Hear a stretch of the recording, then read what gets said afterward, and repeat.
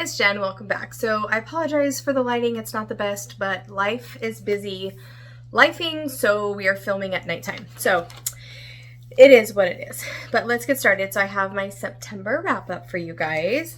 This month I only was able to finish 6 books, which I was disappointed. I was hoping to get through 8. My Goodreads challenge is I have to read like 2.5 books a week now till the end of the year to make that challenge. So I'm feeling the pressure there, but also not really. It's not that serious, but I was hoping to get 8 and try to catch up a little bit on that yearly goal, but 6 is what it is. I did, however, read 2,734 pages, as you'll see here. The Harry Potter book 7 was a big one, so even though I read less books, my page count was to be expected. And then my average rating overall was an even 4.0 stars, so not mad about that. I read 4 physical books. One was a combination of listening and reading, and then 1 on my Kindle. So there you have it. My best books, you'll see I'll do the 2 at the end. There was a lot of good ones here. So let's start with my least favorite of the month and just get that over with. And that was The Housemaid is Watching by Frieda McFadden. Don't come for me. If anyone loves book 2 and book 3 in this series, good for you. I have not a great review. So honestly, I rated it 3 stars on Goodreads, but this was the first book I read in the beginning of the month, and then all the other books I read this month were so much better that I'm going to knock this down to as 2 stars. Nothing new was done, or nothing really happened this one. I mean, different things happened, but nothing to make me fall for this book. I kind of felt the same way for book 2. I wish I would have just stopped at the first one. I think this is my opinion, obviously. So if you love this series, good for you. Please don't take this the wrong way, but I feel like the first one had such hype around it that books 2 and book 3, they felt like they were like written to like keep that hype train going and make more money. That's my opinion. I feel like stop with the first, but I've read other Frieda McFadden and enjoyed them, so I'm not done with her as an author, but if by chance a 4th Housemaid comes out, I won't be reading it. It did nothing for me. It was a quick read. It might be a good palate cleanser for some of you if like you just need something quick and kind of bingey, but it just did nothing for me. So not a fan. All right, now that that's out of the way, the next one is Ninth House by Leigh Bardugo. I gave this one 4 stars. This book did a lot of great things for me. It definitely was dark and twisted. I really enjoyed Alex's character, and I did enjoy getting the backstory of her backstory and Darlington's backstory.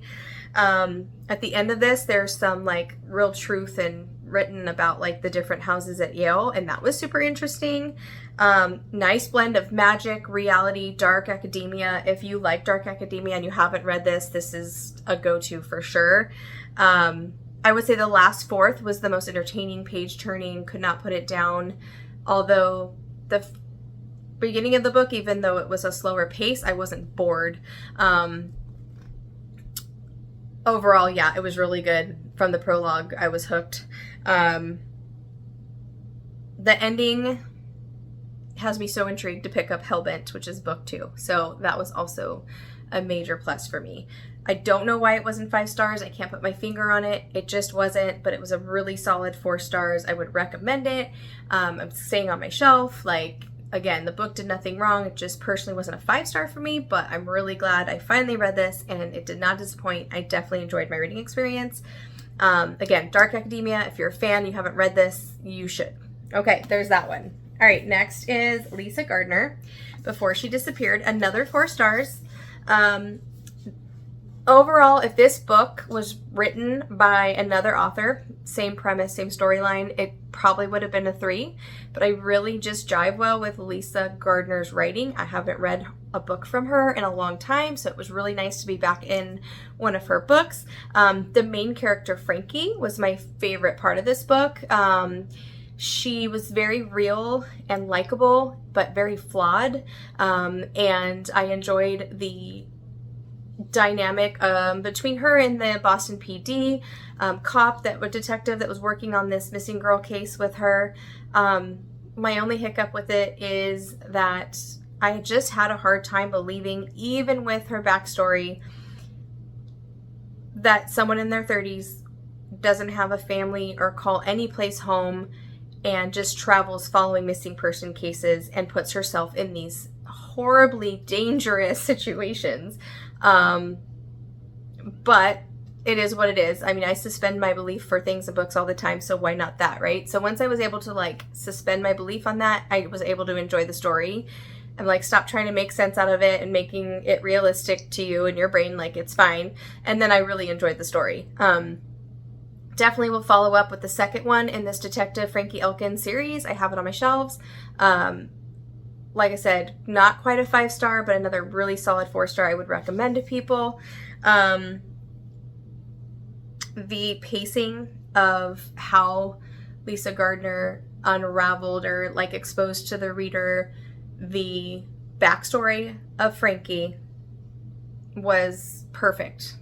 It was just, like I said, the pacing in this just, I don't know, I'm not giving it justice, but it just was done really well. It was really well crafted, I felt, for what it was. And so yeah, 4 stars, solid 4 stars on that one. Okay, next one, Where the Lost Wander by Amy Harmon. I literally finished this right before I started filming. I'm really torn between a 4 and a 5-star. So we'll say 4.5 for now. I think I need to sit with it a little bit. My only like negative experience of this book was I felt like it took me a little bit longer to get into it and get hooked than I would like normally in a book. But I can't tell if it was the book. If I would have picked this book up, let's see, a week later, like life's just been busy trying to get ready for this trip that I'm going on and just a lot of things happening. So that's why I'm kind of torn. I want to sit with it and see if I'm still thinking about this story in a week, then it'll be 5. So I'm going with 4.5 for now. First Amy Harmon, 100% will not be my last. This was so good. It was brutal at times. The romance in here was amazing. I like that. I love learning more about the hardships of the Oregon Trail. You know, obviously I didn't really learn anything new in this, but it was nice to see a story written in this, you know, a lot of historical fiction. I haven't read any historical fiction that took place in this time period. So that was really enjoyable. So 4.5 stars for now. Okay, so the next 2 are tied for my favorite of the month. I will not choose a favorite, so you can't make me. It's my channel. I do what I want. But both 5 stars, obviously. Harry Potter. This is the end of the series, so it's bittersweet. This was so good. Every page. I can't go into detail because it's book 7. But I loved everything about this. Everything. So I finally feel like, oh my gosh, I finished the Harry Potter series. So I'm very proud of myself. I don't know why I waited so long. I think I just never seen the right time to pick up a big old book. Yeah, so I really liked it. It was great. 5 stars. I loved how everything wrapped up. Bittersweet that it's over, but every page in this book was 5 stars. And then the other favorite, I was something on my Kindle. I read the Happy Ever playlist by Abby Jimenez. Another 5 stars by Abby Jimenez. What can I say about this book? I loved it. Obsessed with it. It was so good. I loved the chemistry. It was neat seeing Kristen and Josh from the first book in this book. They had, you know, like side characters in it. I loved, was obsessed with the friendship between Sloane and Kristen. I laughed out loud. Like, you guys, I've kind of talked about this in a previous video. Like, I think it was my fall tag. I want to be in their friend group. Okay? I know they're fictional characters, but I want to be friends with them because they are the best ever. This was really cool because every chapter had a different song, like real song that's played on the radio. By artists that you know, and you can find the playlist on Spotify, and so that was a cool twist on it. I like that. I love the ending of this book. I mean, I want to do like a read her to zero and do like a tier ranking video for you guys, but I'm worried that I'm not going to be able to rank them because they're all amazing for different reasons. So I could probably pick a least favorite, but I don't know. It's going to be hard. But yeah, so that was really cool. It had a lot of heart, a lot of laughter. The romance was top tier. I just loved it. I loved it. She's just an author for me. If you haven't given Abby Jimenez a try, that is your homework for tonight. No, just kidding. But it was so good. It was so good. So there you have it. There is my September wrap up. And yeah, I'm already ready to move on to my October TBR. I'm so excited. A lot of good books. It's going to be hard to choose. I'm really going to try to read as many as possible. I'm really shooting for 8 to 10, but we shall see. I do have a long weekend from work, and I'm taking that little mini vacation. That's going to be amazing. So I'm hoping with those two things I could really knock out some of these books because I want to read them all in like yesterday. So there you have it. Thanks again for taking time watching this video. How was your reading month in September? Again, not mad at it. 4.0 average. I got 3 new 5-star reads, or 2 5 and a 4.5, maybe a 5 for that Amy Harmon one. I just finished it, so I just need more time to decide.